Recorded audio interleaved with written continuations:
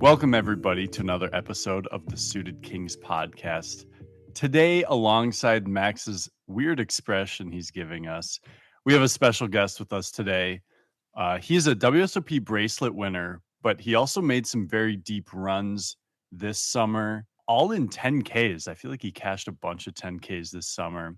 He's a friend of ours, also from the Midwest. Welcome, Brad. Mr. Brad Jansen, welcome, sir. And also, Wes, screw you for always just having to talk shit at the beginning of each episode, all right? I think you taught me that one, my friend. You might be right. Bradley, how are you doing, sir? I'm doing great. Thanks for having me, guys. I appreciate it. Big fan of the podcast. For sure, dude. Thanks for coming on. I want to just start off by mentioning to those who have listened to our WSOP episodes over the last 2 summers, Brad is actually one of our housemates. Wes, yeah, go ahead and start us off with some stuff. Yeah. So, I mean, the last 3 years, I think we've stayed in the same place during the summer, and we've been out there for the full summer. So we've really had a chance to grind quite a bit. Talk to us about, how you got into poker, what your poker journey looks like, all that good stuff. Sure. I was just a moneymaker kid. I just turned 16 or so, almost 17 when Moneymaker won. Poker was on ESPN. ESPN showed the 03 World Series. Started getting into some home games with some friends. We would just play small stakes quarters games on pool tables. From there, it eventually got into one guy in the group got a copy of Super System. One guy got a copy of Rounders. Mm-hmm. We just started to, then when we got poker chips, one guy, when you watch these old episodes, everyone's a sponsored pro. So then eventually somebody went to pokerstars.net, ub.net, things like that, started getting into playing free rolls. I remember by the time 04 rolled around, I was filming the old WSOP episodes on like VHS tapes. I would write like WSOP 04 episode 1 and tape it on VHS. And I just pretty much fell in love with the game from the first essentially time I started playing with friends, and just kind of grown from there to probably 20 plus years now. How did you get involved in mixed games? I'm going over your hand in here, and I know we've discussed, out of the group of guys at the house, a lot of us are no limit hold'em tournament specialists. You, on the other hand, you're a mixed game specialist. You play all the games. I'm looking at your hand in here now. You made a final table in the 10K 8-game championship, 6-handed this year, where you got 6. We'll dive into some more information about that. But yeah, tell me about how you found mixed games and actually what you like more. What variant you like the most, I suppose. I think I'd have to say the credit to that goes to Minnesota. After I grew up in Wisconsin, we could play no limit here, but when I moved to Minnesota, you could only play limit hold'em. At those times, there weren't any spread limit games, so just going to Canterbury Park. From 05 to 09, I was a student at University of Minnesota. We would just essentially, groups of guys from campus would carpool down and play at Canterbury, and probably did that a couple times a week. Started out playing the yellow chip games, 6-12, 8-16, limit hold'em, and I would just run it up to play 15-30, and then I go bust and then rinse and repeat. And I just did that for 4 years. And so, even to this day, limit hold'em cash games are some of my favorite games to play. And it's just a great action game. It moves quickly. There's a ton of, everything about playing limit hold'em cash games is enjoyable to me. And then from there, I think just at some point you realize there's mixed games in limit card rooms. You see certain players playing horse games, want to get in those games, and try to just diversify how much I know about poker, playing other different games and stuff like that. So I still enjoy playing no limit hold'em a great deal, but I think there's a lot about mixed games that you can be a poker player who plays multiple games, and you really can become a complete poker player. That's awesome. Quick side question: Canterbury didn't have 200 back then, did they? No, you could play as small as 2-4 back then. You can't do that anymore. They had they nixed that game during COVID, I think. Yeah, and then nowadays the smallest they don't run 6-12 anymore. They play 8-16 with a kill. That's pretty new. This is back when Canterbury was like a legitimate card room where Greenfeld, all the casino games were in the back behind glass, and it was just it's a little like it's a nostalgic thing, but the old Canterbury card room when the bad beat jackpots would get huge, and the room was just pumping 24/7 with 30 tables plus. It was really just an incredible boom time. Yeah, that's crazy. Do you have a specific mix game that is your favorite? And also another question, like, the idea of as a strictly no limit player, the idea of learning any new game, I feel like that would take time to get good at. Is there a lot of crossover in the way you think about all these games and like I guess the strategy or the mindset towards them? Because learning all these different games individually seems like a lot for someone who might want to get into them. Sure, it's kind of analogous to being good at golf. Like there's so many different components to golf. You got to hit different shots, tee shots, sand shots, putting, chipping. Looking at it like a complete tool set of being a good poker player. I mean, I think My that my things ears perked right up when you said golf, but yeah, continue. I mean, I think, like, for example, if you play a lot of pot limit Omaha, you're always going to really know the size of the pot. That just becomes kind of an instinctual thing to keep track of Mhm. what's in the middle. And so turning that off when you go to play no limit hold'em or you go to play a limit game, you're always going to know what sort of price you're getting. If you want to size up in a big bet game like no limit hold'em, you know what the size of the pot is and what 1.5x size of the pot is. Those are types of things that are just helpful from playing a lot of PLO when you transition to no limit hold'em.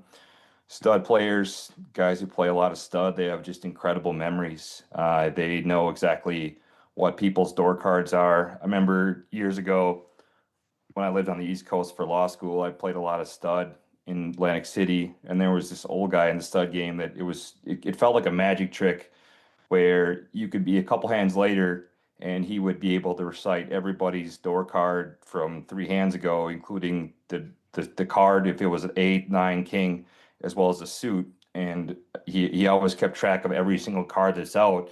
And being able to do that, you always know if your opponent catches, 3 hearts as their board cards on fourth, fifth, sixth, and seventh street, or fourth, fifth, and sixth street, you know how many hearts are out from keeping track Yeah. of the door cards. Yeah, I feel like Wes would be really good at that. I've told him that in the potentially. past. Yeah, it's almost like you have a lot of blockers then.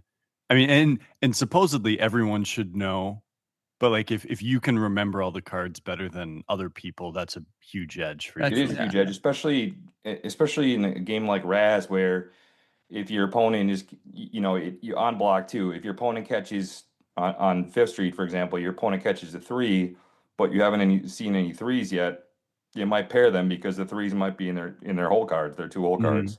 cards. Keeping track of all that and using some sort of crossover, and then another game, limit hold'em. So many guys from Minnesota, I think, have had success in poker because limit hold'em is such a showdown bound game. You'll see a lot of showdowns. Yeah. Mhm. And when Yeah. you play limit hold'em at a high level, you're so good at getting thin value from third pair, depending on how the hand plays out. It might be a cap pot pre-flop, board runs out pretty ragged, and they might bet ace king for value, ace king high unimproved, and they get called by ace jack or worse. Um, Having those types of skills and being able to thin value bet correctly is something that you don't really learn, and it's not really intuitive to playing no limit hold'em, which is there's plenty of spots where you're going to check back and take your hand to showdown if you have second pair with a good kicker. But guys who know a lot of limit hold'em and stuff are really good in spots like that. I Yeah. wish that I was patient, and I don't know if patience is the right word. I wish I kind of did, cut my chops or cut my teeth or whatever the saying is, and limit hold'em back in the day, because I think it was Mike Schneider, as Minnesota Hall of Famer, told me. I think it was him who told me this, maybe not, but it's like these people who, and to go along with your point, who are seeing showdowns so much more frequently, are able to they're able to get better at a game in a way that people who play no limit hold'em aren't, just because, like you said, the showdowns that they're able to, amount of showdowns they're able to see. I mean, almost everybody, you're seeing just, I don't know how many more showdowns, but Yeah. in limit hold'em, you're just always getting the price to get down there. So, Yeah, Yeah. exactly. Mike Schneider, definitely one of the old like OGs of Minnesota limit hold'em. He Yeah. used to sweat him on full tilt poker stars playing huge stakes like 1,000, 2,000. See Schneider, and then you'd be in Canterbury, you'd be playing around the time '05, '09, somewhere in that era, and people would just be talking about the success that Mike Schneider had playing limit hold'em. Still a great player. Yeah. he's an You absolute. Go ahead, the Wes. At Canterbury, the way I learned who he was I was playing 200. Some of the $5 chips had his face on them. That's how I knew. Oh, really? I Yeah, don't Yeah, know that's if how I've I yeah. seen learned When that. about he, it. I think that was like when they inducted him in the Minnesota Poker Hall of Fame. You get a Schneider chip with his hat backwards on the Oh, side. nice. There Yeah, he it is. was like 2014. To the people who aren't from Minnesota, I apologize. There's a lot of Minnesota talk here, but that's where we grew up. So you're going to hear a lot of that probably in this episode. I will say that I haven't seen Mike in quite some time now.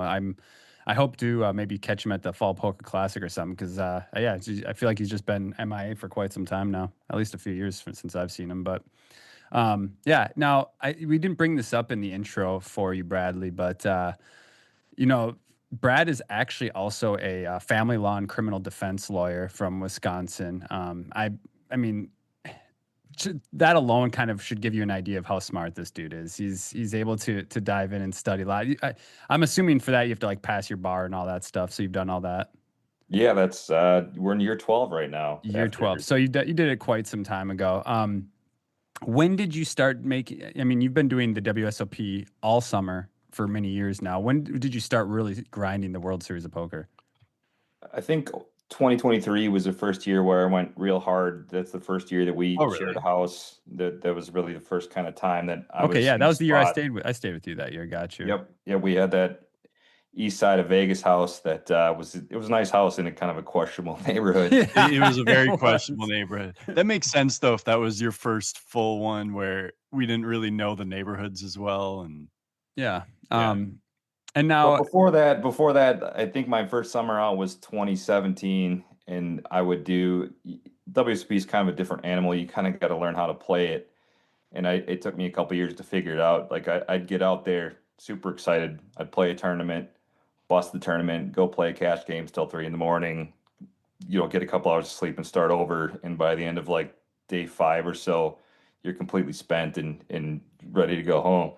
And it took me a few years to just kind of get the handle of it that maybe you should just be playing one variant of poker, either play tournaments or cash games, and make sure that you're building in proper rest, nutrition, and really just approaching it like a marathon and doing things the right way. It took me a few years to do that. there are some real animals out there that can handle it. I don't, I mean, you are, I would consider you one of them. So, I mean, I remember when we kind of first started, hanging out in Vegas together, you would play a tournament, like you said, you'd bust it, you go fire cash at Red Rocks or wherever you play your cash games. And then we'd go hang out at like 3 a.m. at that bar and get like like a middle of the night breakfast or food. What was the name of that place again? The bar, Oh, there's a it's number called of The different Bar. That's right. locations, but there's a number of different locations. I still like going to that place after bagging or busting late They night, get serve food 24/7 right in the middle of the night. 24/7. I can go and just get something super delicious after bagging. I remember, yeah, we've had some good times there. And then you can,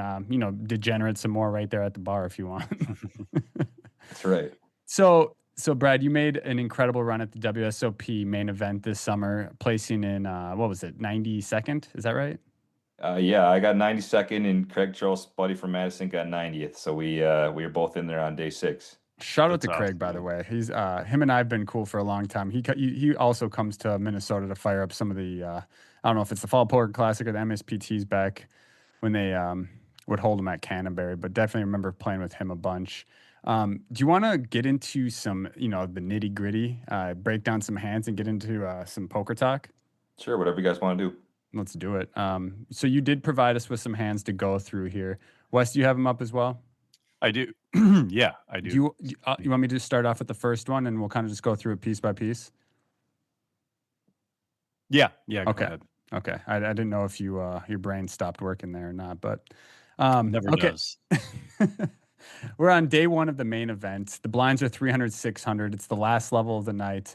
And we can assume, I mean, most people have around start and stack. You have wrote, you put here. I like how you've tagged your opponent immediately here with random fish opens in mid position to 1500. I love that. So was that 2.5 or just under 2.5? Two and a No, half. 2.5 right in the nuts. Yeah. You peeled 7-6 of spades in the low jack, and then the British pro Carl Shaw. I'm not actually sure who that is. Is he just a crusher? I didn't either till I looked him up, and he I think he won a big event at the Win the year before, and had something like $7-8 million in cashes. Oh, And wow. I didn't know that till I just got to the table, just read everyone's name through the search engine real quick. But Okay. yeah, Okay. So mid position opens to 1500. You flat and low jack with a 7-6 of spades. The British Pro flats on the button. And then the big blind takes a little bit of time and then flats as well. The flop comes a dreamy 6-6 deuce with two clubs and a diamond. Again, you have the 7-6 of spades. Um, so it sounds like the big blind checks, the original razor checks, and then you bet 2K into how many is that? Was there four players? So that's 6K plus blinds then? yeah, about 6,900 in the middle. Yeah, that sounds right. 6,900 in the middle. Um, you bet 2K, and then the British Pro on the button makes it 7,500. The big blind cold calls, and then you call. What are your thoughts here? It's hard for my hand to be good. I think a lot of the time, really, I need the player behind me who's making the raise to have an overpair. And when the big blind calls cold, I need him to somehow have another good overpair or some sort of draw, Yeah. combo draw, He could three, also have a four. week 6, maybe. Correct. Like, But like I'm pretty weak six myself. yeah. It's not a spot where you feel great about your hand for sure, but at the same time, I'm never folding, especially since we're still pretty deep at this point. I mean, our opponents can either have, the club draws. They could also have some 4-5s, 4-5 suited, like back with diamonds with the backdoor flush draw hands like that. Wes, what are Definitely. your Wes? What are your thoughts on Brad's opening size here? And don't be afraid. The If bet size on flop. yeah, what do we think about the 2K into 6,900? Seems pretty fair, right? Yeah, I mean the 6-6 deuce board, it's like you want to make it small enough that you can get floated by like an ace high or Yeah. something, right? I also want Or want maybe to. if the big blind has 5-4, like get that in there, or get a check raise, something like that. Yeah, yeah. And do we? I mean, you said you kind of noted that the big blind takes a while before he flats. I mean, I guess that could mean a lot of things. We won't draw too much information from that, but do we think it's possible that the big blind could also just have like 7s through 9s here as well? Definitely possible. I would think day one of the main people are going to be a little bit more likely to fold to a bet and a raise with something like that. But That's a he great could point. It is day he one could of the main. be he could be 100% flatting pre-flop with a hand as strong as Jack's right there, and that he's kind of in a nasty spot right there. But his hand's a little bit too good to fold right away. Yeah, yeah. Maybe wants to put in the call and see what develops on the later street. Yeah, I guess that makes it 7s through jacks, I guess makes more sense. Now, what kind of hands can the British Pro be making at 7,500 on the button here? And I mean, I guess there's a couple of thoughts I have against this, but he could also potentially have, the 4 or 5 of diamonds. He could maybe club draws. I don't. Is it safe to assume we don't think he's going to be raising with like 7s through 10s here? Wes, what do you think on that? Um, that's a good question. If he's a pro, I'm gonna assume that he can have like some overpairs, but he would have 3-bet the big overpair. So it's like I guess even pocket pairs like 5s or 4s, because the 6 is paired. So it's like any pocket pair could maybe raise, but I think it's gonna be fairly flush draw heavy if I had to guess. Yeah, Because that's just kind of all there is. He could have yeah, the last suited 6, but there's only a few combos.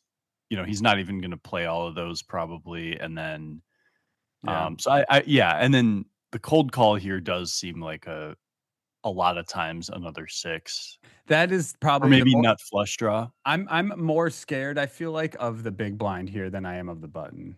Yeah, The definitely. cold call behind. Actually, and just to clarify, I did not, Brad, go through these hands ahead of time. I just kind of wanted to go through in the moment and have my thoughts. I have them here, but I didn't think about them to try and sound smart. I'm just kidding. Anyways, you do end up calling. So what is that? 75, 15, 2250 plus 7K. There's about 30K in the pot. Yep. Yeah. Ace of heart. The turn comes the ace of hearts. It seems kind of like inconsequential ace of hearts. Thoughts, guys? I mean, there's plenty of rivers that are gonna come down where my kicker's not gonna play. So if the big blind has the other 6, He's probably going to be more weighted towards the weak six, like Wes said, 6'5", 6'4" suited down to 6'3" suited, even 8'6" suited, something like that probably appeals. So against those hands, any card over a 9 or so is going to result in a chop if it's not a deuce. And other than that, I mean, aces are highly unlikely. A good pro shouldn't have a6. The guy who's raising the button, you probably shouldn't have a6 suited at all, given that there was a middle position raise and a flat. You definitely don't want to be in there with a6 suited versus a couple of other hands because you're going to get smoked. Big blind probably more weighted towards a6 suited, but like you said, Wes, or like we said, Max, pretty big, pretty blank card. Yeah. I would actually say in terms of, because the big blind should probably be able to have any suited 6, but like to your point, if he's going to have an offsuit 6, it's more likely to be the connected, like the 5-6, 8-6. So yeah. It could end up being a good if the board runs out ace king here, it could be a good thing that we chop against the other 6s. And so the ace of hearts comes on the turn, and it checks all the way around. There's still about 30K in the pot. Now with the river comes a 7 of clubs, which does complete a flush draw, but it gives our boy a boat. Yeah, I feel like this is the gin card for us, right? Because it completes the flush draw, but also gives us a boat, and it's safe to assume that one of our opponents has one of those flush draws. Yeah, when the dealer was putting the burn card out, 7 of clubs was the card in my head that I wanted. Isn't that great when that happens? The one card in the deck you just summoned to the top. And dude, you got to call our boy Lucky Chewy. He has something to say about that. Yeah. 7 of clubs. Now the big blind, the big blind leads 18K with 24K back. Let's remind ourselves, this is the day one of the main event. What is our take on big blind? Does he seem amateurish? Do you look him up? What was his? Younger guys seem to be pretty good, but pretty steamed. So the day, just to kind of back up, the day that I played the main event, the day before was the day that the 10K 8-game final table occurred. So my wife flew out for the final table. We did the final table. It was July 4th. I busted at like 7, 8, 9. We ended up all going over to Cosmo, Josh Reichard. Ben came, bunch of guys for fireworks and a party. So we stayed out till like 11, 12, something like that. And then a bunch of guys went to bed. They were going to play that day. My plan originally was to buy in day 2, spend some time with the wife the next day while everybody else was playing this flight. And then we walked around the tournament area a couple times, and she just could kind of tell I was itching. You're getting the itch. I was getting the itch. So this was the last day 1 flight too. Correct. So it was either get in for the last couple hours on 1D or buy in directly on one of the day 2 starting flights. So I had just gotten in with about a half hour left before the last break. So I played 2.5 hours, and it ended up being the most successful day 1 I've had ever, and on try number 6. So I wasn't really. This is a long way of saying I wasn't really familiar with the table, but it looked like there were a couple guys at the table who were younger, seemed to be pretty good players, and they just had long looks on their faces when you sit down, and they're sitting on 30 or 40,000. Still a ton of blinds, but they feel like stressed because they're understarting. Yeah, that and I think there was some look of I have such a great starting table. How do I not have 200,000 with how great this table is? And this day has just gone significantly worse than I thought it would when I sat down. That was kind of the read on a couple of the players that were at the table, including Big Blind, right? Who correct? And he leads out, and I just don't think he's ever going to have a hand that would fold when he bets more like just about half his stack, a little bit less, 40% of his stack. And it's possible that the hand behind me is going to have a hand that is probably nutted. Like if he has ace high clubs, that's going to come in. Ace 10, ace jack of clubs, probably going to flat pre-flop. And this is just kind of a spot where I just felt like if you're beat here, you're beat. It's very hard to be beat here. Lose to basically one hand, which pocket sevens. I mean, that hand ace 6, yeah, ace 6 and pocket sevens, yeah. Definitely was one more worried about ace 6, but right, pocket 7, yeah, pocket sevens isn't making it to that turn. I think I thought about it for about 30 seconds, and it sent them in. Yeah. Okay. So just to kind of reiterate where we're at, guys, a big blind leads 18K into about 30K with 24K behind. Our boy Brad just sends it with a now lovely full house that completed a flush draw. It sounds like the button folds. Correct. Curious what the button had. Probably, I don't know. Do you think he folded? I mean, he would fold a flush to this action Eight. for sure. He Yeah. told me at the end of the day, maybe even right after the hand, that he had 2 10s. Oh yeah, 2 10s. Okay. Okay, that's kind of where we were potentially ranging him, I guess. That makes sense. And now the big blind snaps your all in, and you coolered the shit out of him. He flopped a full house with the six deuce of hearts. So the board was 6 6 deuce a7. He flopped a full house. You rivered a full house, and as you wrote in words here, he's on the bike. On the bike, it was a quick tomahawk smash to the table, and he was out the door. Yeah. I mean, it is dream crushing to bust the main event that way, but it is what it is. Like you gotta, yeah. I don't know. What do we think? Are we ever folding the six deuce of hearts here after this action?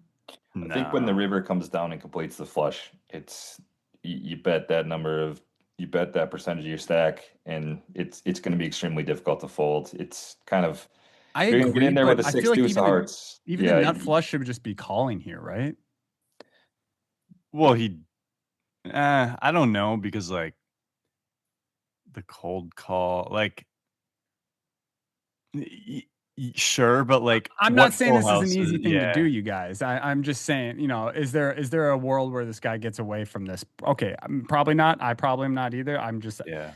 It's the main event where special things can happen, right? So, okay, I mean, so you started off the day real hot, and also shout out to the wives out there who love their husbands, and when they're burning, and she said she just gave you the gold or the green light to get in there and fire away, and then look at that, you just start running hot out of the gate. You just love to see it. Yeah. So shout out to the wives. I see Brad over here, just like, yeah, I got to keep her.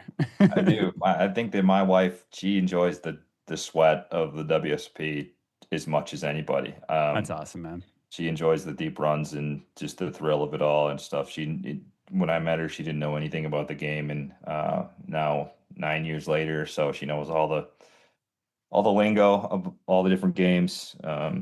Yeah, Series. She knows a ton about the game and is a big fan of poker.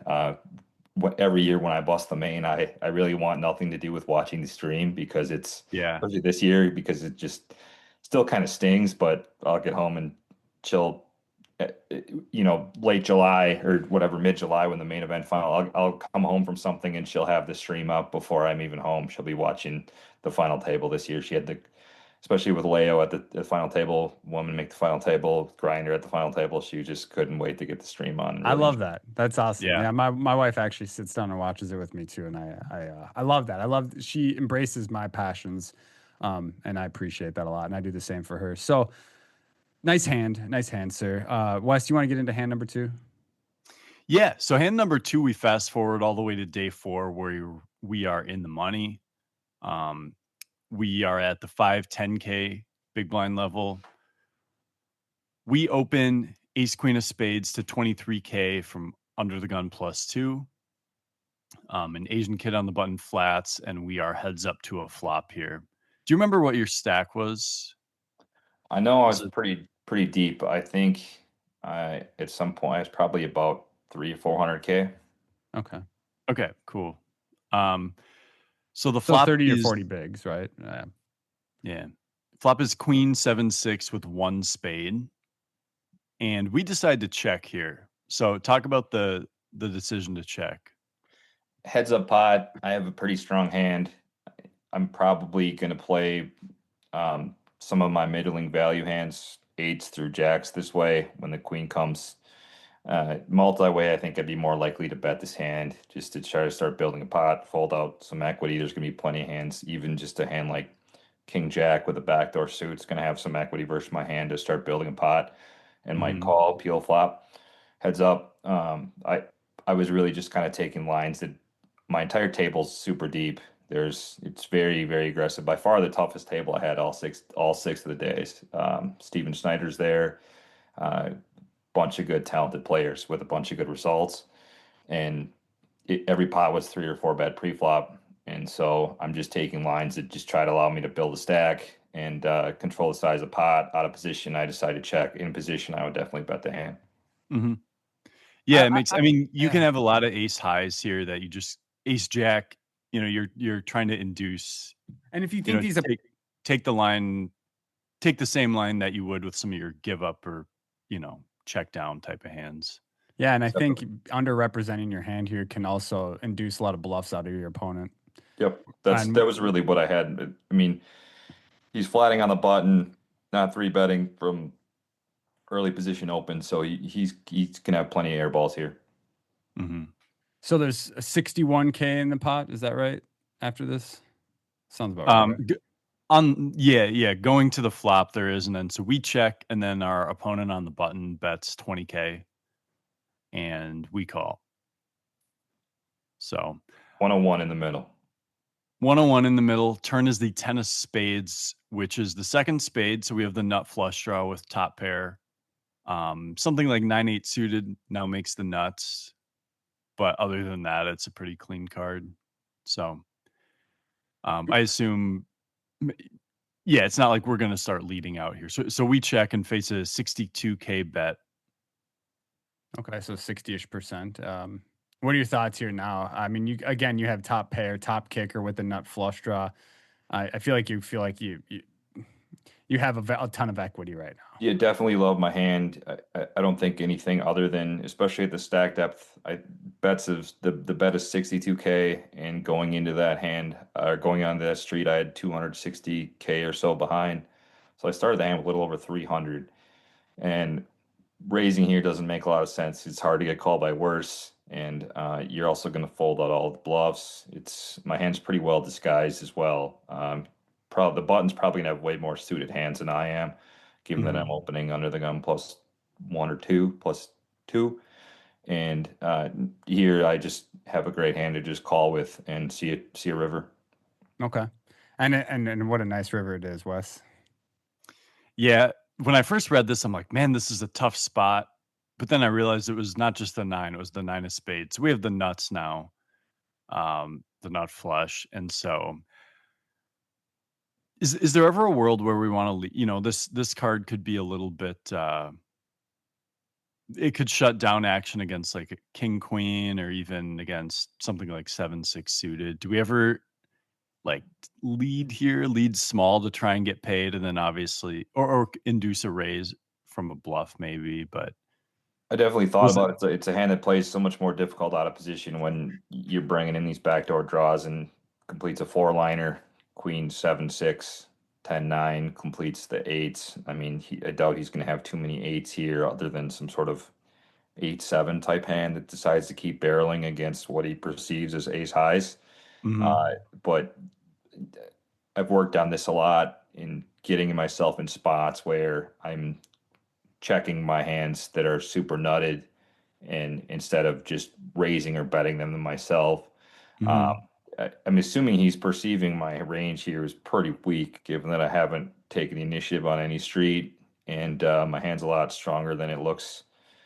I kind of thought that this is a good spot for him to put me in a terrible spot if he bets jacks, and then I'm just hoping that I just check really quickly and hoping that he puts a bet in. Pot's pretty big at this point. There's 230 or so in the middle. And you do end up checking.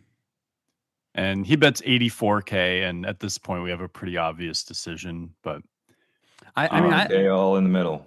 Yeah, so you stuff and he folds, and I love this. I think this is, you got all of these extra chips probably because you checked that flop.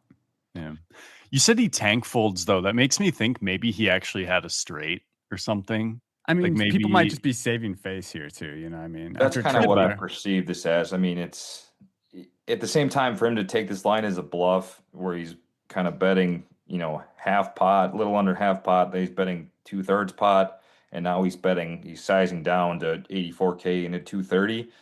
It maybe has a hand like Queen 10 or something like that, or he has some sort of set that I guess he could river. I don't think he's ever going to fold a straight, given that he only has to put in 120 to call in a pot that has well over 400,000 in the middle now. I think there's close to 500K in the middle. Oh yeah, I was thinking you're right. I was thinking you had 200 more, but So Under like the gun, 120 more. Yeah, yeah, it's and under gross the with gun the too. straight. I mean, I don't even know if he's got it. It has to be queen 10 suited. Also, I do you ever consider? I mean, this might be a little too creative, but just like betting like 5 big blinds on the river to try and induce a shove from him or something. So, like donk lead 5, you know what I'm saying? Like donk lead 3 bigs or something like that instead of checking just to see if you can get him to raise to get even more. I mean, obviously we hope that you know, Yeah, the issue becomes when he has a hand like two pairs, and something he like just that. calls. He just calls, Yeah. yeah. Yeah. Yeah. And then, but it was a significant portion of his stack at the time. I didn't include this in the write-up, but for him to just rip it over the top of me puts his tournament at risk. I think I would be more likely to do some sort of small block in against a opponent who has a huge stack and Yeah. is willing to put me to the test for my stack without risking any of his own tournament That's a great life point. in that spot. Hmm. I like it. I like it a lot. Yeah. Well, All right. So hand 3 here. Um, it's day 5 now. Do you remember roughly how many people were left at this point? Probably about 150 or so. Yeah. Our table played through, might be even more than that actually. Might be close to, I think we started day 6, I think at 80K big blind, so we still have a couple hours left in day 5 here. Okay. And this was, despite it being day 5, was probably one of the softer tables that I had. yeah. There's a couple guys on my table who are openly talking about wanting to make day 6, how it's their first main event. Mhm. Just the It's a kind good of things you roasting. pick up on that can lead you to believe, okay, this is a good spot to accumulate chips. Yeah. Yeah. No, those in the main event, you especially hear that because, I mean, for one thing, there's so many days, but it's so many people's biggest event by far. So You shouldn't be that openly sentiment. admitting that though, as we've discussed on the pod in the Oh, yeah. past. Even if that's true, even if some people, like some people will still be able to get that read on you. But if you feel that way, like, don't make it clear to everyone, you Yeah. know? Because I mean, you'll have people like Brad sitting across from you just drooling, ready to I mean, take just it. taking that type of information in, and Yeah. same with guys who complain about someone else calling the clock on another opponent when the opponent is clearly stalling to try to make the pay jump. Mhm. You know that the guy who's complaining about someone calling the clock, he wants to hit the jumps real bad too. So it Yep. means a little bit more to him. Those are types of spots where, as the next jump comes up, you're looking to apply pressure because he's thinking about the next jump after the jump he was just talking about. Yeah. That makes sense. How often do the jumps come at that point in the tournament? I unfortunately have never made it this deep at this point. So like, is it every couple hours you think, or I'm Not that far. I mean, I think once you get sub 200 players, the jumps are every 2 tables ish from like 150 on down, and then from 100 on down, it was always every table break. okay. So every 9 players. So, but at the same time, when you get to sub 100 players, the bust out they're happening significantly slower than when there's 200 players left, and there's maybe a player busting every 10, 15 minutes or so. Gotcha. All right. So we have one more hand from the main event. It's day 5 of the main event, hand 3, day 5. No, excuse me. This is hand 3 that I was confused as I'm reading here. Yeah. So So this is where we got 140 or 150 left. yeah, I mean, first off, before we get into this hand, how are you feeling at this point? This is your deepest main event run at this point, I assume? Yeah, in 5 prior tries, I had never even got to the bubble. So going Okay. into this year, I was coming off a high of a couple deep runs. I made the 10K 8 game final table, and then I actually got in the 10K 8 game right the day after busting mixed big bet in 16th place or something like that. So I'm just kind of in the flow state of day after day, get in there, play all day, bag them up, and do it all over again, which is kind of how when summers are going well, that's how they're going. Not you're busted out by 2 o'clock and you're looking to Yeah. for something else to play at another property or something like that. But that Yeah. the idea that I'm like super tired or I could see how people could feel that, but if You're just I think excited. you're more likely to be impacted by fatigue if you're only going out for the main event. But when you've played a summer and you're in there for 4 or 5 weeks in a row, it's just another day type of thing. You Mhm. know, by the way, I just wanted to bring this up quickly, but to the listeners out there, Brad and I actually had, while we were staying in the same house, got the opportunity to play at the same table together in the main event. That's The right. year prior, it was day 2, I think wasn't it? Yes. And this mofo folded pocket queens pre-flop to my pocket kings.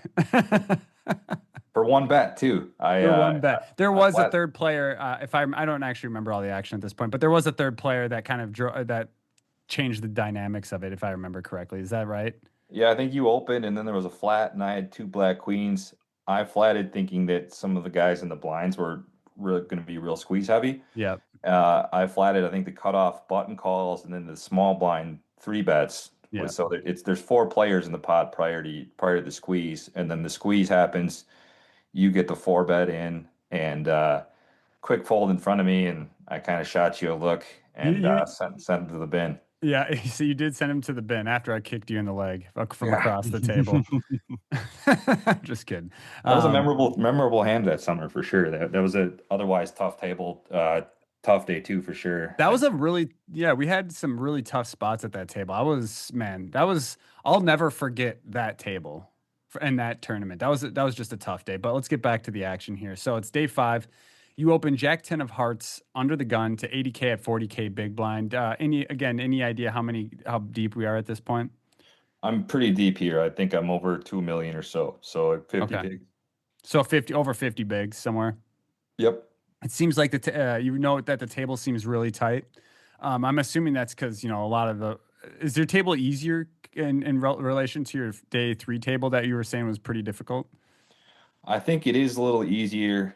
I know that Leon's Therm I'm in the 2 seat, and Leon's in the 8, and then there was East Coast Pro in the 5, and then a couple other spots that I made it one of the softer tables. But I just kind of felt like, I mean, you never should be apologizing about opening Jack 10 suited from anywhere. But this is the type of spot where under the gun, if you know the table's not playing super aggro, you're going to be able to see a flop and realize your equity and take control of the hand by opening. Certain tables, you might fold Jack 10, Queen 10 under the gun. Definitely the offsuit version suited, I think it's a little closer. I mean, I'm going to be opening him on 50 bigs, Jack 10 and Queen 10 suited. Yeah. And this is where you were saying a few minutes ago, like there's some people clearly trying to make day 6 here. Yeah, and that gives you more incentive to open hands like this. So you make it 80K. So you open to 2 bigs. It's 40K. You make it 80K. Table's real tight. Folds to small blind, who is a spazzy English guy, who's been way out of line. My favorite kind of players to play against.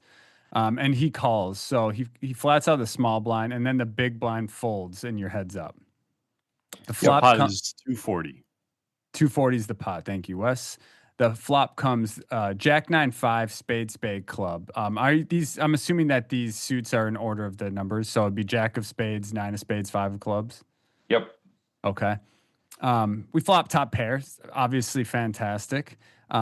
He was in small blind, so he checks first. There's what in the pot? 240, you said? 240. 240 in the pot, and you bet 75K. I mean, this is a semi-wet board here. What do we think about this sizing, Wes? Do we like it? Do we want to size up a little bit from this? Do we want to size down? What are your thoughts? I was going to ask if you considered sizing up. I mean, I can see a lot of things on this board. I could see, because it's not like a super, super strong value hand, I could see checking to try and, like, if this guy's going to blast off, we check to call twice, essentially. Or I could see betting big here just because it is a little more of there's a lot of combinations of hands that want to continue. Yeah, like he's not, if we size up, I feel like he's still gonna call us with 7-6 of diamonds, for example. Yeah. So yeah, that's true. So he checks, you bet 75K, and he calls. That's 150 plus 240. So is that 390? Atta boy. Yeah, look at that basic math, man. I love it. Thanks for. You did it. I feel almost more insulted that you're cheering me on over. This is why do I do this to myself? The turn is the 8 of clubs.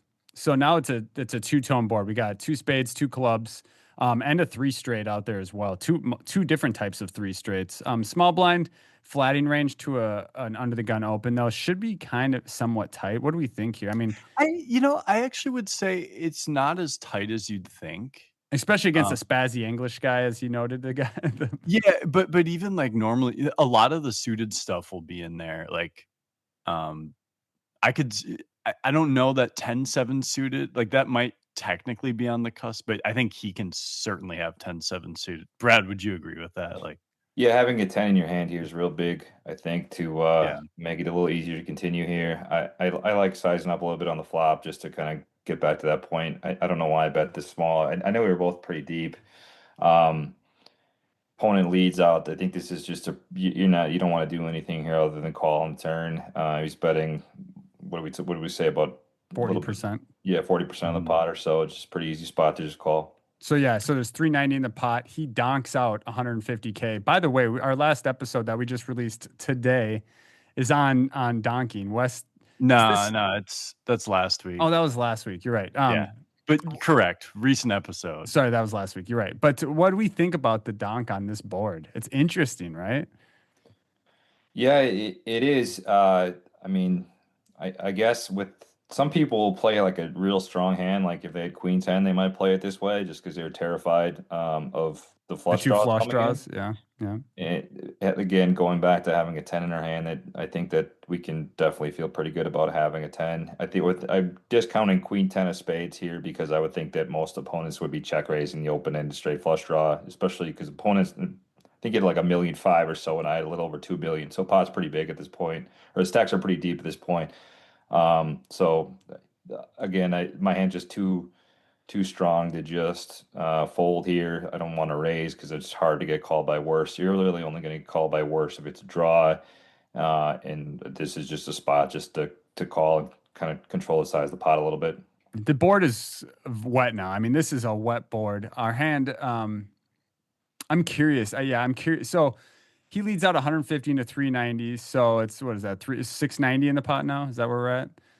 After you Yep. call. So he leads out 150. You call. There's 690K in the pot in the WSOP main event. All right, I'm just getting excited saying that. The river is a 4 club, so it completes what six The seven of backdoor spades, clubs. 6 7 of Six spades in clubs. 6-7 turn to straight. Or 6 7 turned it. You're right. Five. Yeah. Yeah. Jack 9 5 8. You're right. Okay. So, I mean, I guess that we can't remove that from our opponent's range yet, considering it could be one of the hands he has. What do you think? I think I'm more likely to have club flushes here just from C betting than he is likely to. I mean, he needs, in order to have a hand that has a flush, he needs to have a hand that has like exactly Jack 10 of clubs, Queen Jack of clubs, some sort of 9 with clubs. And then I'm going to be, heads up, I'm going to be C betting really wide, especially since my perceived range should be really strong here because I'm under the gun.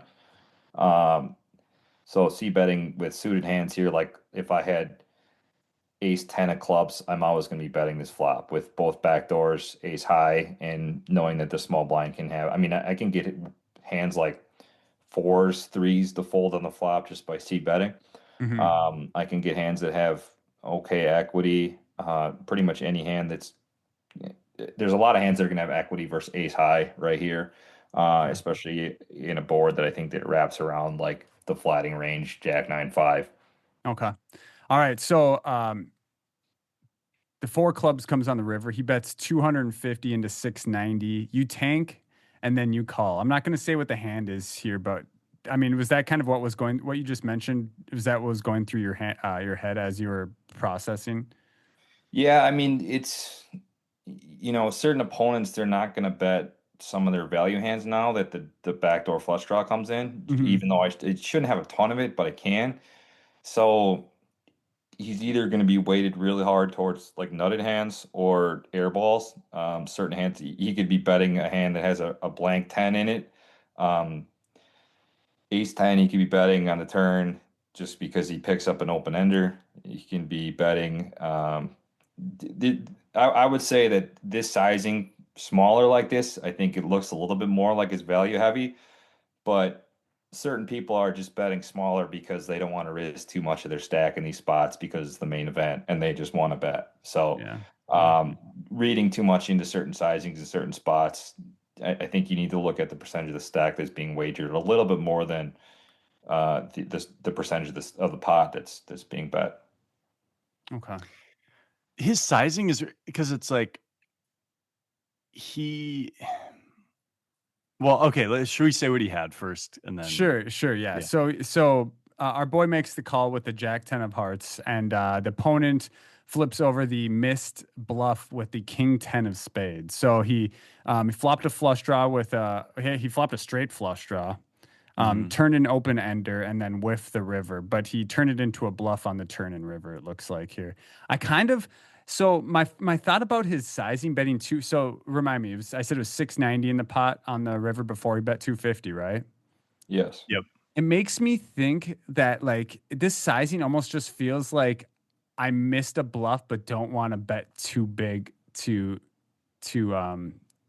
risk a large portion of my stack. Because I feel like any hand that he had for value here, he would have sized up and tried to get paid from our boy. I I kind of agree. I could see him, like 9-8 suited, Jack 8 suited, like turn 2 pair. I could see that taking this sizing, or maybe ace Jack if it does that. But like, yeah, I agree and you had mentioned a recent episode, Max. The one we actually just released was when to give up on bluffs. And one of the reasons to give up is because you block the auto folds. And Yeah.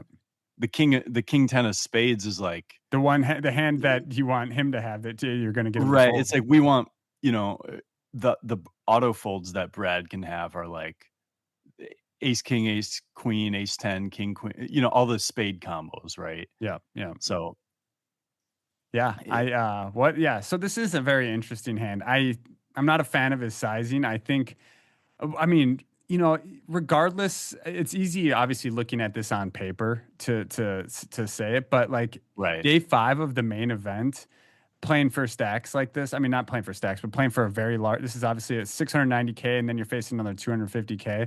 I mean, how'd you feel in that moment, Brad? I guess two things. I like the line that he would take if he check raises his hand on the flop. This is just such a great spot to just check raise and put me in just a nasty spot. Like, yeah, I'm one of the gun. I'm gonna have a strong range, but I agree because I think that it's not, if he does it on the flop, he can have all the sets. But by not doing it on the flop, I'm going to start removing all the sets from his hand because I think he's going to check raise on the flop with the sets because of the wetness of the board. if I Yeah, don't have sets jacks or Jack nines in 9 this suited. spot, I'm in it's just a horrible spot. Yeah. Um, I mean, the only hands that are easy to continue with are like ace queen of spades exactly, or you Ace know 5. Yeah, yeah, any ace of five of those. spades too.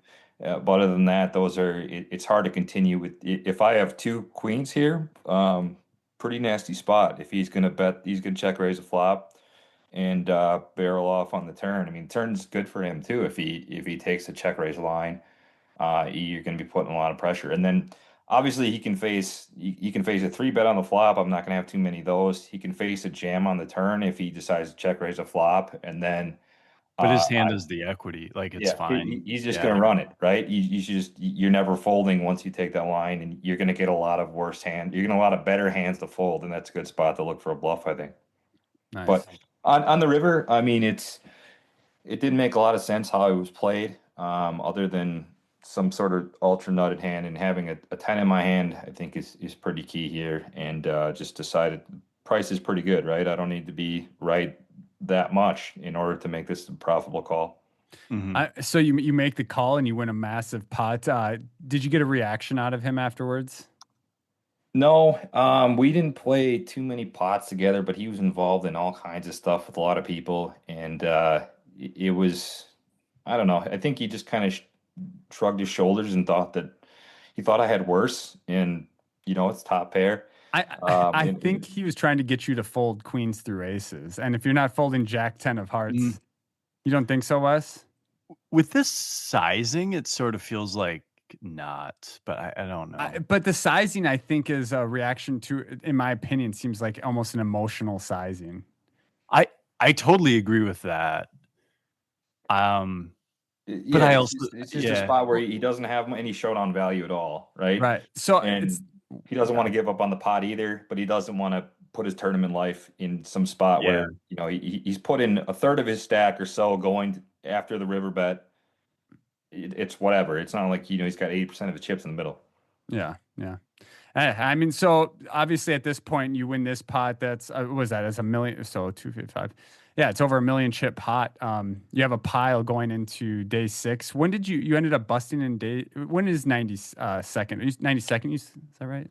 I on day 6 I came in healthy, got moved the feature table, didn't win a single pot. First 90 minutes or so there, got moved off the feature table, went to dinner break with 5 blinds, so Oh the yeah. day wasn't going that great. Oh, that's so painful going to dinner break with such a short stack, especially in the main And then event. they moved us right back onto the feature table right after dinner, and I got a double through with Ace King, and then I got Ace King the next hand after that. And if I doubled there again, I was going to be over 20 blinds, but I lost the did flip. see this. Yeah, yeah. And all you see is your boy just packing his bags. Oh, no. Yeah, it's great. It's funny because in the ballroom at Paris, so the main event's going on in the Horseshoe Event Center, as you guys are aware, and then the ballroom of Paris is they have the stream on the big screens up on the walls, so everybody's watching the main event coverage, and I bust out, let people know a couple things, and let everybody know I busted, move on. So I jump right into 3K Torse event and go take my seat. And then up on the wall, you get to see yourself busting the main event, and everybody at the table's just laughing at you and stuff like that. So That's that pretty was unique. it Yeah. was it was a very surreal feeling. Like, and I'm kind of narrating like, oh, there's me. There's 7 in the window. There I go, like walking out of the room. So it was on to the next Like, one. hey guys, guess how this hand ends? But Yeah. but so my boy busts the main event, goes and fires the 3K limit Torse event. What are all the games in Torse again? So it's horse So with it's instead of tri Hold'em, it's got what? limit triple draw, all limit games. All limit games. Okay. And this guy, how many entries were in that, by the way? Probably 400 or 500, something like that. So he busts the main, goes and fires the 3K limit Torse and gets 15th in that. So I mean, what a summer. Let's do a quick run through. By the way, incredible run in the main event. All the boys were sweating you. It's really I, fun to live yeah, vicariously through, through the I people was you also care about. thinking, I'm like, because I don't know, a day or two after I busted the main, I hopped on a flight back to Minnesota. I'm like, Same. shit, what if Brad final tables? Like, am I gonna go back out there? Yeah, yeah. I mean, we would have had to. We would have had to. Um, yeah, I had my boy David Gagne still.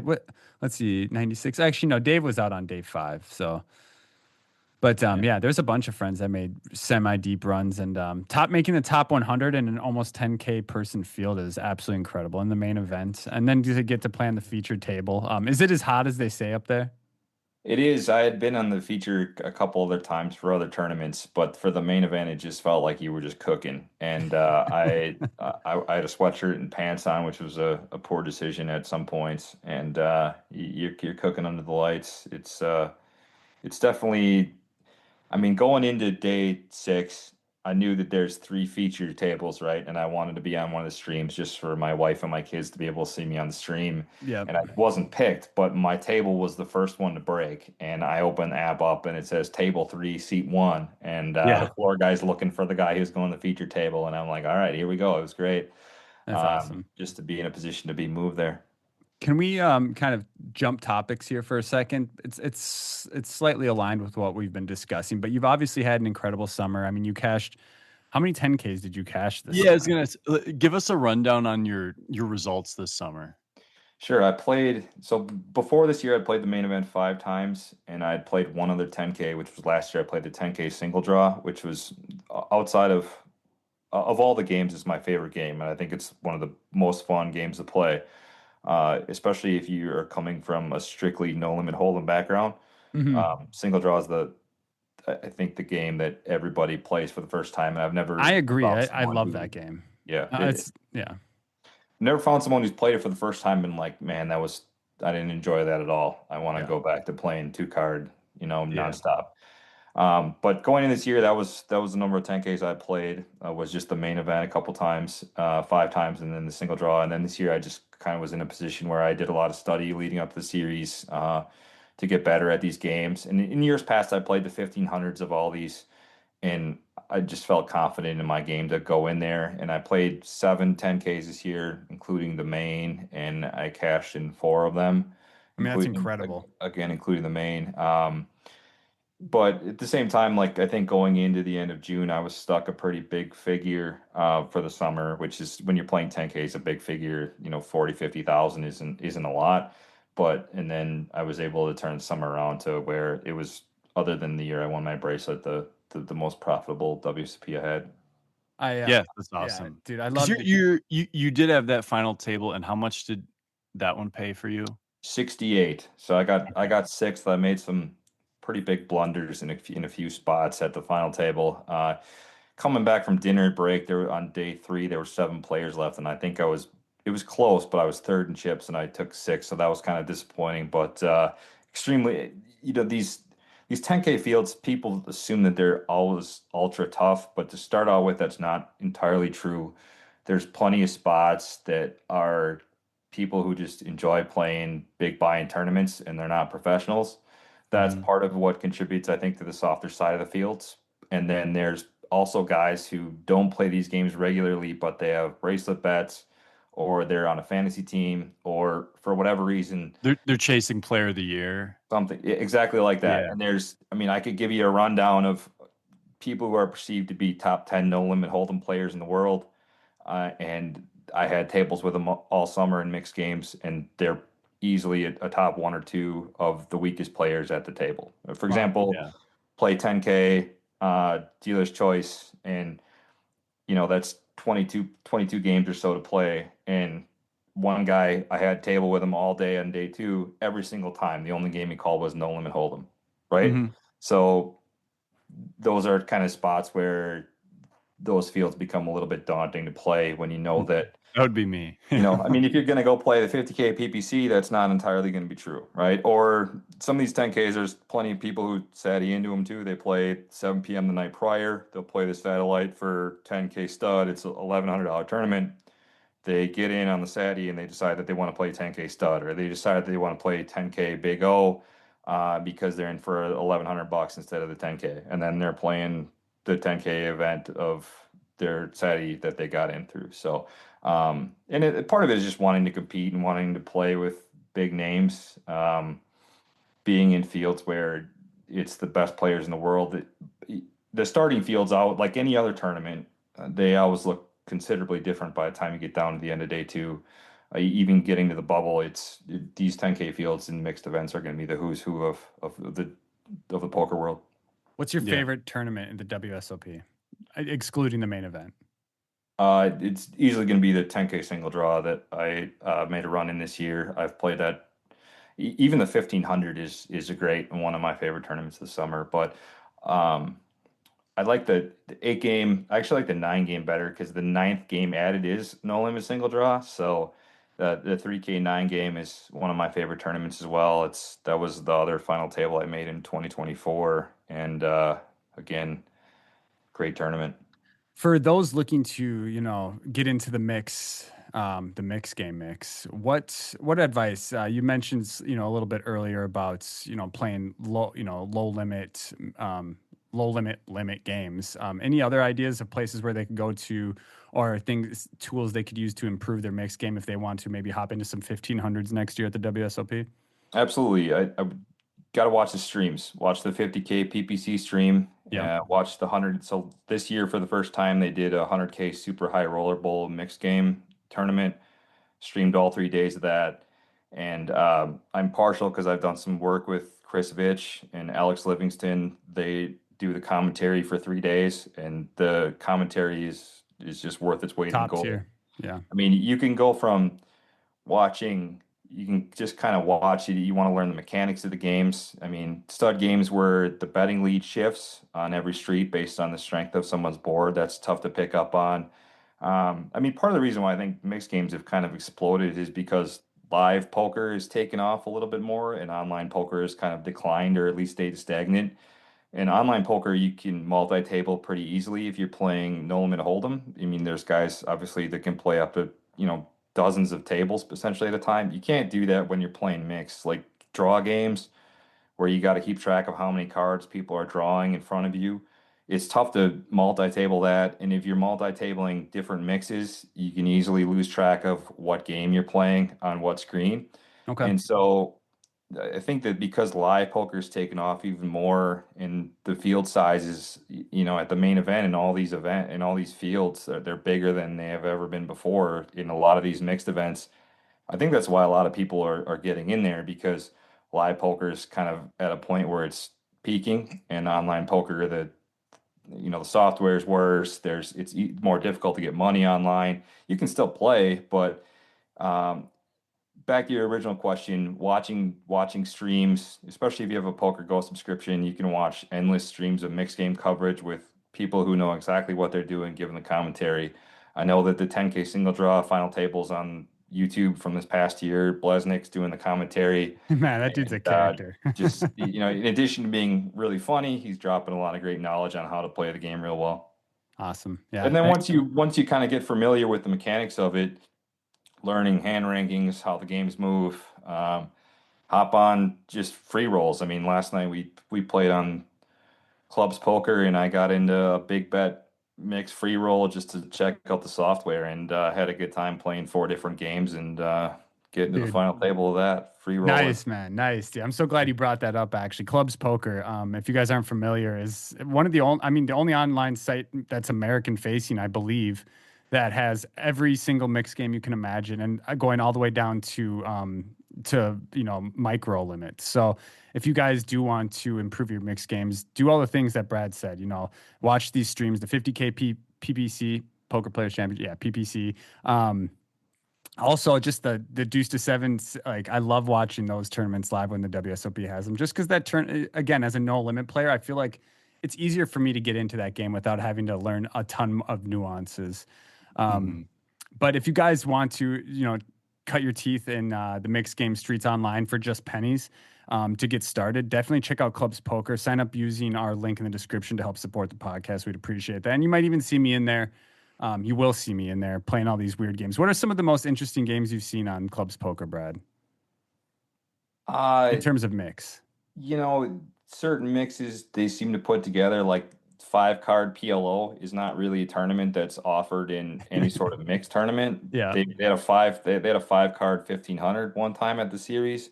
But if you're playing 5 card PLO, it's usually going to be a split pot game at the series. But mixed big bet's a great tournament. I hadn't played it before this year, but that's 7 different games, including like pot limit, triple draw, 5 card big O, so 5 card PLO high low. Okay. You can play no limit hold'em. You can play PLO in that mix. I saw they had draw. 6 card PLO on clubs as well, which I'm just like, oh my gosh. It just make the nuts. You're gambling in there for sure. It's nuts versus second nuts every hand. But yeah, that's awesome, guys. Check that out. And before we start wrapping up here, Brad. By the way, that was a terrific way for you to talk about Clubs Poker without mentioning that I just won the meetup game for the second time in a row. Come on. I know you weren't going to get away with it. I was really trying to just swerve around that conversation, but here we are nonetheless. Wes, Mr. Back-to-back home game, meetup game, Clubs Poker champion.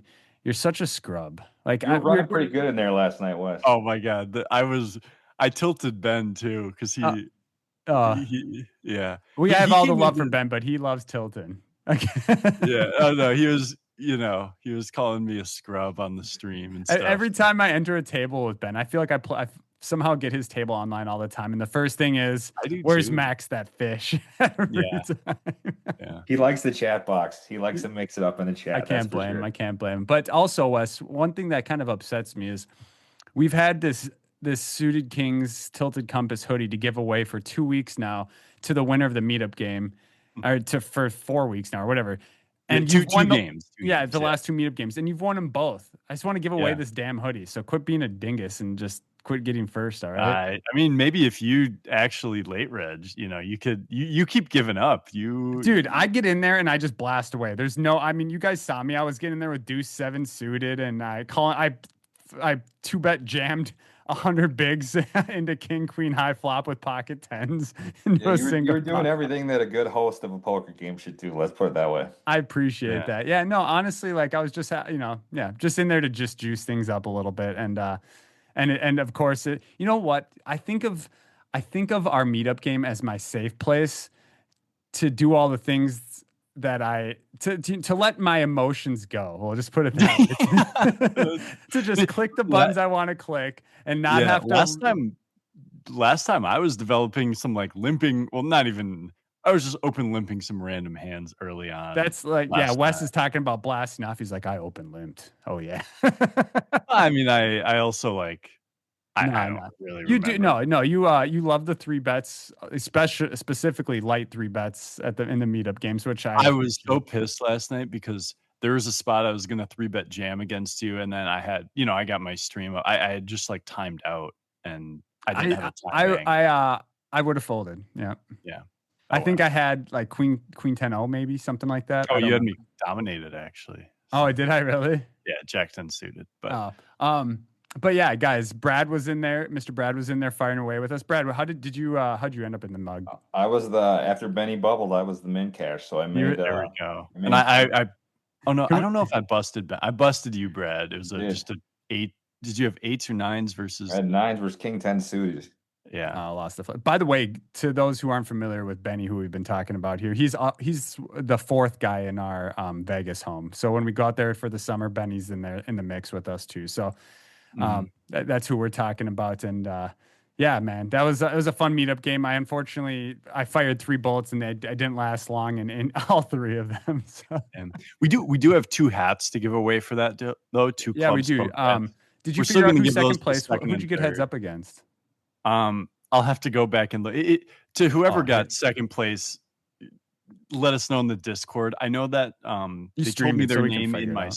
I think they told me their name in my stream, like chat, or on Twitch, whatever. But I'll reach out to Discord after this and then Daniel Kennedy did get 3rd. So yeah, even though we'll still have 2 hats to give away, we'll just give them the 2nd and 3rd. But I think the hoodie.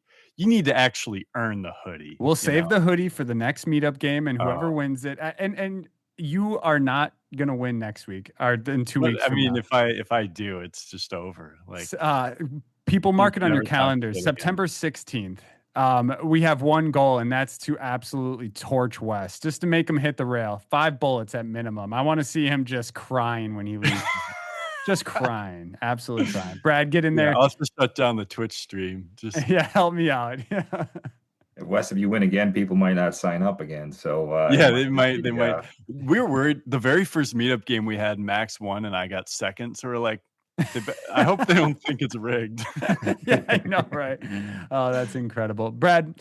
We ask every guest that comes on the pod this one simple question to wrap things up: poker, is it an art or a science? 100% depends on what game you're playing. If you're playing a game that involves big bets, it's much more of an art. If you're playing a fixed limit game, it's much more of a science because that's a new answer for us. You're one of the only mixed games players we've had on though. It's definitely there's way more creativity in big bet games, which is why No Limit Hold'em is still the king and will always be the king. And the edges are there, and you can play it as an artist, much more of a scientist. But when you're playing 7-card stud, things like that, you're playing as a scientist right there. I remember an old school quote from a poker book was, when you're playing limit hold'em, you're shooting at a target, but when you're playing no limit hold'em, the target starts shooting back at you. And that's an expression that I think still holds pretty true. That's awesome. Yeah. Man. Awesome. That's a great answer. Appreciate that. And also, Brad, I just want to thank you for taking the time to come on, break down some hands from your WSOP main event run this summer. Looking forward to getting out there next year and firing away with you some more, and also getting you back on the pod to just shoot the shit. Break down hands. This has been a lot of fun. Wes, anything you want to wrap up with? No, I mean, we could go forever. I'm sure there are a ton more hands, ton more, a lot of stuff we can talk about. Especially, I mean, we've never had anyone talk mixed games on here, so there's tons of stuff that I'm curious about as a person who's not that experienced in those games. But let me pause. Let me pause you. I think this is a great time to say, if the listeners want to hear more about mixed games, whether let us know in the Discord, the episode feedback tab in the Discord, or click that send us a message wherever you're listening to this. There should be a little button that says send us a message. We want to hear from the people. If they want us to mix it up a little bit with some mix, send us the word and we'll start doing that a little bit. I would love to get some more strategy and expand the content. So yeah, let us know on that. And also, by the way, Wes is now eclipsed 53K on his 54. on his 10K to 100K bankroll challenge. Big shout out to you, my brother, for just crushing that. I hope that this streak continues all the way until you get to 100K. Let's not hit a downswing until ever. It's weird. I mean, like I've obviously had a few thousand downswing here and there, but it really has been like smooth sailing, especially since coming back from Vegas. I mean, it's just been crazy. So yeah. What's the over under on this, Max? The target date, like Christmas, Thanksgiving? I'm gonna say the end of February. What stakes are you playing for cash right now, Wes? Mostly 2-5, some 5-10, and then if there's some really blasty 1-2 tables and not 2-5, I might do that. If you're playing 5-10, you can. I mean, depending on how long it takes you to drop down on a downswing, you could definitely get there before the end of the year. And it's possible. I always look forward to seeing the results. And you never really, if some Sunday I like make a top 3 finish in some huge tournament, that just kind of changes the game too. So I want to make a prediction. I think on Global Poker they got that Monster Stack series going. Yeah. Wes ships the Monster Stack main next Sunday for probably 25K, maybe something like that, to really get him up there. That will. I mean, I like that. I appreciate that. That will probably ruin your prediction of end of February, though. And that's okay. I hope you prove me wrong. I hope you final table that Council Bluffs main. I hope the listeners. I hope you win at Ring at least. Yeah. I'm not going to be there for the main because I'll be camping, but I'll be there for a bunch of prelim events. And also, I just want to say, like, this whole like kindness thing that's happening right now, like where we're just juicing each other. This is kind of special. We should maybe make this a more frequent thing. We can try. We'll do it after we have our heads up grudge match someday. Yeah. Dude, that will happen. That will happen, Wes. You and I, and then we'll have to, I don't know, call the other person King Salami or something. I don't know. I have to come up with something. I don't know if that's a good name. You're probably right. Anyways, guys, hope you enjoyed this episode with our good friend Brad Jansen. Brad, thanks again for coming on. Wesley, you smell like shit. And until next time. Hope you guys have a great rest of your day. Appreciate it, guys. Thanks for having me.